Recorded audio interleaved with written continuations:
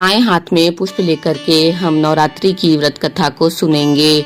एक नगर में एक ब्राह्मण रहता था। वह माँ भगवती दुर्गा का परम भक्त था। उसकी एक कन्या थी। ब्राह्मण नियम पूर्वक प्रतिदिन दुर्गा की पूजा और यज्ञ किया करता था। सुमति अर्थात ब्राह्मण की जो पुत्री थी वो भी प्रतिदिन इस पूजा में भाग लेती थी। एक दिन सुमति खेलने में व्यस्त होने के कारण भगवती पूजा में शामिल नहीं हो सकी। यह देख करके उसके पिता जो थे वे उसके ऊपर बहुत ही क्रोध में आ जाते हैं। क्रोधवश उसके पिता ने कहा कि मैं तुम्हारा विवाह एक दरिद्र और कोढ़ी से करवा दूंगा। पिता की बातें सुनकर बेटी को बड़ा ही दुख हुआ। उसने पिता के द्वारा क्रोध में कही गई बातों को सहर्ष स्वीकार कर लिया। कई बार प्रयास करने पर भी भाग्य का लिखा हुआ नहीं बदला जा सकता है। बात के अनुसार उसके पिता ने अपनी कन्या का विवाह एक कोढ़ी के साथ कर दिया। सुमति अपने पति के साथ विवाह कर चली गई। उसके पति का घर न होने के कारण उसे वन में घास के आसन पर रात बड़े कष्ट से बितानी पड़ी।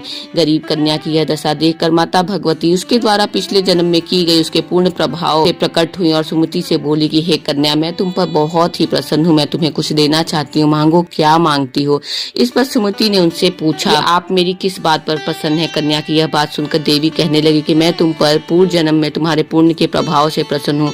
तुम पूर्व जन्म में भील की पतिव्रता स्त्री थी। एक दिन तुम्हारे पति भील द्वारा चोरी करने के कारण तुम दोनों को सिपाहियों ने पकड़कर जेल खाने में कैद कर दिया था। उन लोगों ने तुम्हें और तुम्हारे पति को भोजन भी नहीं दिया। इस प्रकार नवरात्र के दिनों में तुमने न तो कुछ खाया न ही जल पिया। इसलिए 9 दिनों तक नवरात्र व्रत का पालन किया और फल जो तुम्हें उसी का फल देना चाहती हूँ। हे ब्राह्मणी, दिनों अनजाने में जो व्रत हुआ उस व्रत के प्रभाव से प्रसन्न होकर आज मैं तुम्हें मनोवांछित फल देना चाहती हूँ। कन्या बोली कि अगर आप कुछ मुझे देना चाहती हैं, मुझ पर प्रसन्न है, तो कृपा करके मेरे पति का कोढ़ दूर कर दीजिए।